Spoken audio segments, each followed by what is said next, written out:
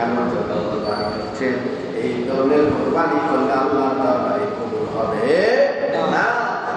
তার চারটা জিনিস আপনাকে অবশ্যই গুরুত্ব দিতে হবে। এক নম্বর হচ্ছে সহিহ নিয়ত, বুখারী শরীফের হাদিস, ইন্নামাল আ'মালু বিন্নিয়াত, প্রত্যেকটা কাজ নিয়তের উপরে নির্ভরশীল। ঠিক কিনা বলে? আপনার নিয়ত যদি গোশত খাওয়া হয়, কোরবানি হবে? হবে নি? বলে কোরবানি হবে? হবে না।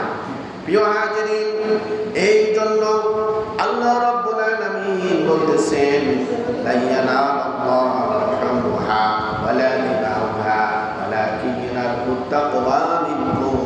আল্লাহ রাব্বুল আলামিন বলছেন, কোরবানির এত ফজিলত যে যখন আমরা কোরবানি করি, এই কোরবানি রক্ত জমিনে পড়ার আগে আল্লাহ দরবারে পৌঁছে যায়।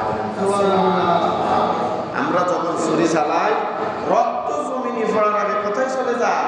আল্লাহর কাছে পৌঁছে যায়। আপনার তাকওয়া, আপনার ঈমান, আপনার ত্যাগ, আপনার ইচ্ছা, আপনার সন্তুষ্টি সবকিছু কার কাছে পৌঁছে যায়? আল্লাহর কাছে পৌঁছে যায়। এই জন্য কোরবানি দিতে হবে খালিস নিয়তে, হৃদয়টাকে, অন্তরটাকে পবিত্র করে দিতে হবে। অন্তরের ভিতরে যদি কোনো রকমের যদি ওয়াসওয়াসা থাকে, রিয়া থাকে, লোক দেখানো থাকে, তাহলে আপনার এই কোরবানি হবে না। আপনার এই কোরবানি কি হবে না? খবরদার, একটা ভুলের কারণে আপনার পুরো কোরবানিটা নষ্ট হয়ে যাবে, বরবাদ হয়ে যাবে।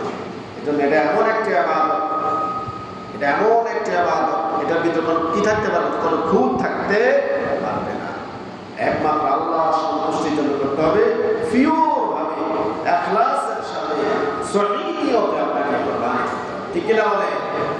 প্রিয় হাজিরিন, এই জন্য আল্লাহর হাবিব সাল্লাল্লাহু আলাইহি সাল্লাম অন্য হাদিসে ইরশাদ করেছেন, এই কোরবানির গোশত তোমরা কে কে ভক্ষণ করবে, এই কোরবানির গোশতের মধ্যে কার কার